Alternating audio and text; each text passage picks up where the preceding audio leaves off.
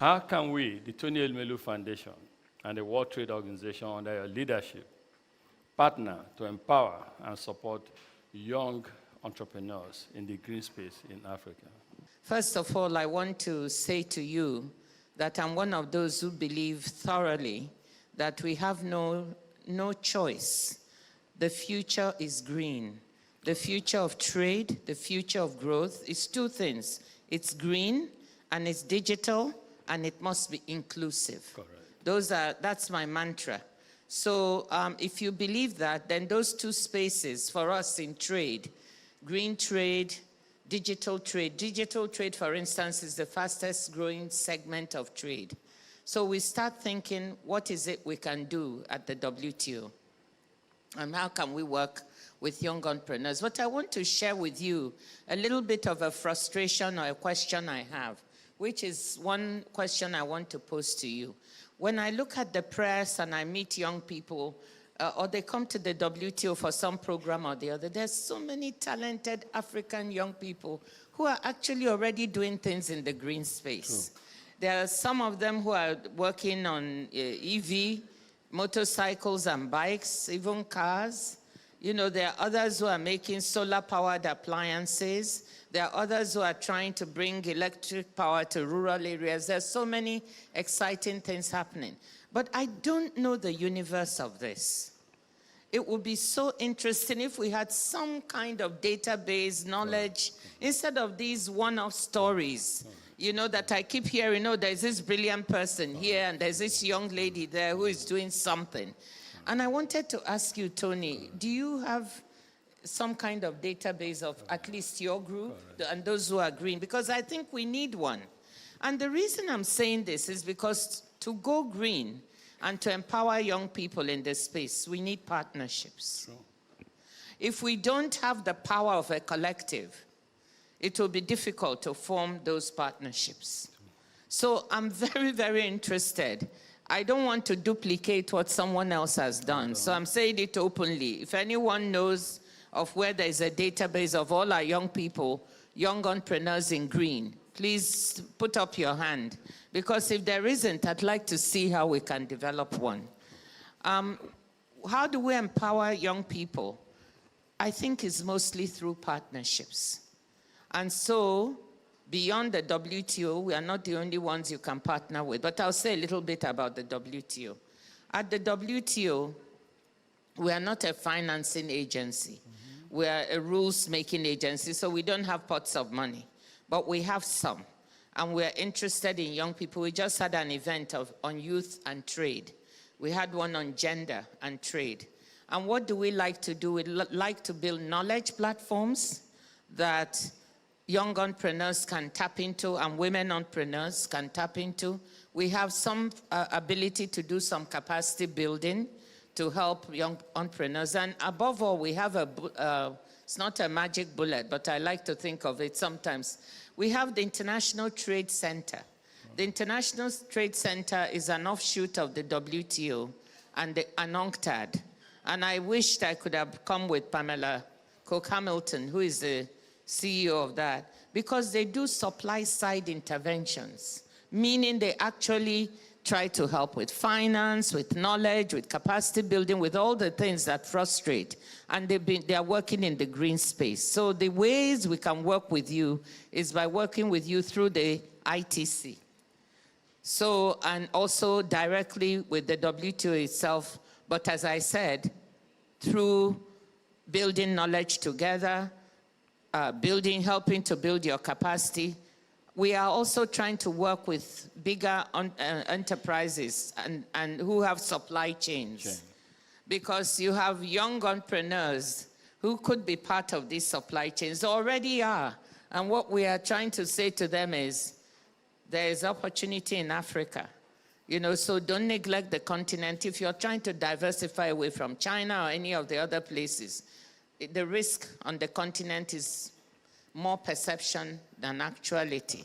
You need to invest there and you need to bring in the young people. You have to be inclusive. So those are the three ways. Two are very concrete because I have more control over. One is job owning with the big CEOs to see what they can do. And we had an excellent session yesterday. There was a CEO session brought together by McKinsey, and I spoke there on this subject of diversification of supply chains into Africa and trying to bring the young people in the supply chains along. So let me leave it there for now. I can elaborate. Thank you very much. And she has challenged us, the audience. Data, green data. I think you asked me a question. So the Tony Elumelu Foundation and ICARE Foundation and Generation U, UNICEF Generation U, have come together, and currently we are supporting 200 young African entrepreneurs in green economy in Kenya. It's an experiment we're making now to see how that works, and then we should be able to catalyze it across the continent. But on the issue of data specifically, yes, we have data, those we have funded, out of the 18,700 we have funded, we have data of those who are in that green space. But I take up the challenge. We need to do even beyond what we do and see how we can help create that database for the continent where people who are in that space can register and begin to know what we have available on the continent. You see, well, then maybe we can work together. Yes. And Aruna, no, don't you want to be, maybe you have some data. She's going to comment after you now, because she's going to tell us she's been quite catalytic on the continent in this space too. Yeah. So, second question, again, what we did was at the foundation, we said the 1.5 million young Africans who have trained through our digital connect. We asked a question. This session is coming up. What do you want to ask the DG? And so these questions, the second question is from there. You know, they say, our young entrepreneurs across all 54 African countries tell us about the high barriers to trade. How can we reduce these trade barriers to help capacitize and empower them further? Well, the barriers to trade on the continent are really an issue because they raise the cost of trade. And there are two types mainly. There are the infrastructural barriers, there are the bureaucratic barriers. And the barriers in Africa amount to another 353% tariff. So imagine the tariff, and you want to export. It's putting another 300% on top of your goods. So that's why it's hard to compete. So even as I say, there's no perception of risk is exaggerated, but we have to be honest with those coming in that, look, there are some significant barriers. So I hear you, we've calculated it, and I'm sharing the numbers with you. Within the continent, if you want to trade, and this is what the African Continental Free Trade Area must grapple with, it's even worse. The tariff is 424 so percent. So it's even higher cost because we are less connected. Sometimes it's cheaper, and you know it, to ship something from China to a point in Africa than to ship from one African country to the next. So with these kinds of high barriers, it is not a short-term project. It's a longer-term project. But there are some things we can do in the meantime that is within the power of governments to do. And those are the bureaucratic barriers, the multiple requirements you have to meet if you want to produce your product, you know, have it, get the proper licensing or clearance with the, let's say you're doing something and you need the Food and Drug Administration of your country to clear it. Then you want to export, you have to meet so many requirements. Not to talk of even the access to finance to enable you to trade. That's another issue I'll touch on because the finance barrier is also a significant one. But what are we doing? I always say there are all these issues. At the WTO, what have we tried to do? So I'll share with you.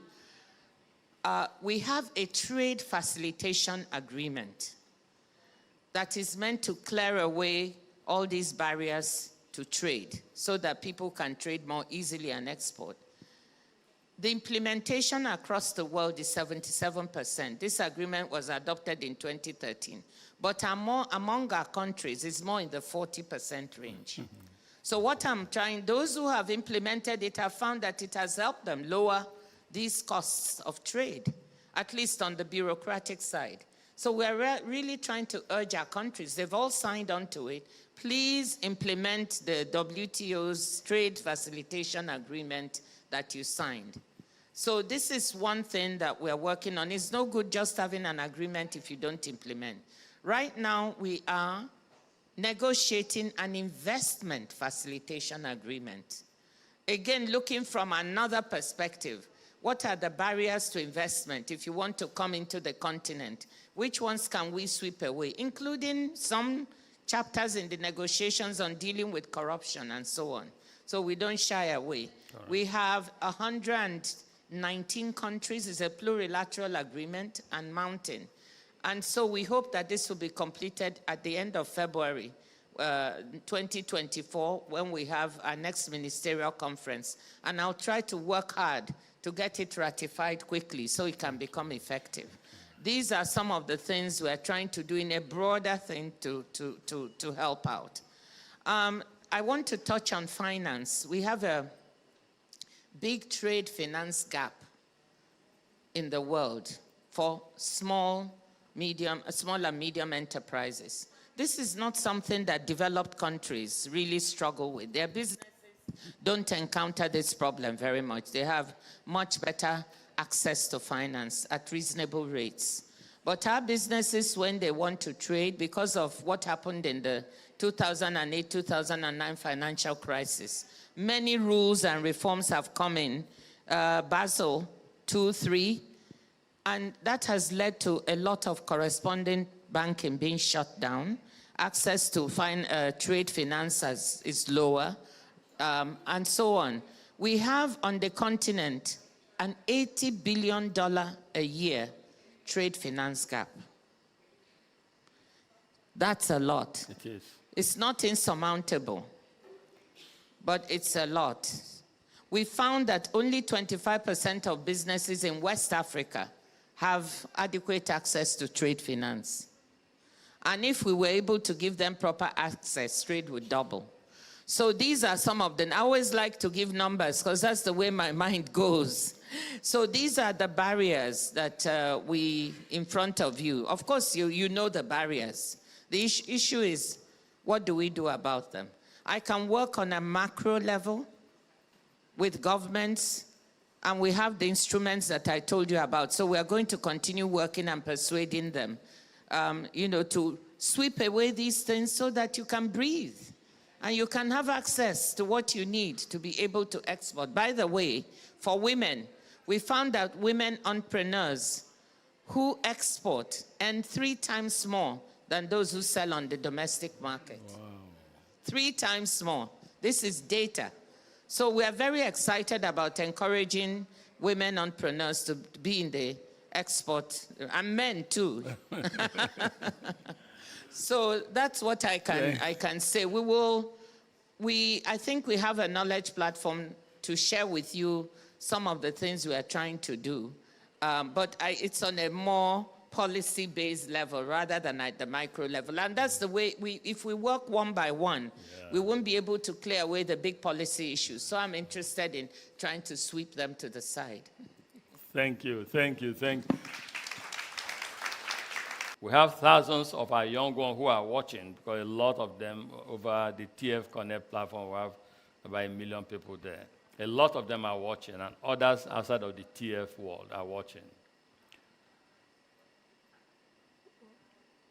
Point and tell us, in few words, advice you have for them, especially our young females who look up to you every day and who are inspired. When the CEO of the Tony Melu Foundation saw you, in fact, she kept harassing me from where I was. DG is soon be here, she'll soon be here. They all look up to you. My daughter is watching. All of them, they look up to you. What advice do you have for them? I'm sure my sons and my daughter are not watching. They are big. They are all physicians, so they are in a different field. No, I want to say this with all seriousness. I myself are inspired by our young people. I think anyone who listens to what I have to say or, looks at my speeches will know I'm speaking from the heart. Why am I inspired? Every day, I'm discovering people who are doing amazing things on the continent, often with very little help, very few resources. They are very creative, very inventive. And what is exciting to me is that some of their work is showing up internationally. And I think the digital platform is enabling them to do that. That's why we are turning to digital trade, because we want to make sure that the rules that govern this give them the fairest and most predictable chance to get their things sold. We are also in a pilot project with the World Bank now to try to help our countries. We're taking 6 countries first with the Africa region to try to cross or overcome the digital divide, both hard infrastructure and soft infrastructure. So I'm saying this, you want to know what advice I have? Keep being who you are. The best way to succeed is not to, I'm not saying don't be ambitious or anything, but for me, the lesson I learned is when I'm doing what I like and what I'm passionate about, that's what success is about. And if you are in a job, you will do it so well that you won't even know when you get promoted. If you're running your own business, you will succeed because you are putting so much passion into it. So my advice to you is keep your nose in what you like to do, what you're passionate about, and think beyond yourself.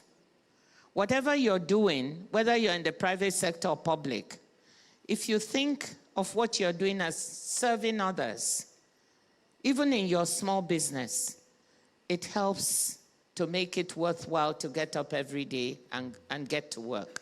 So it's not only about yourself, it's about the people around you, and it's about doing what you love best.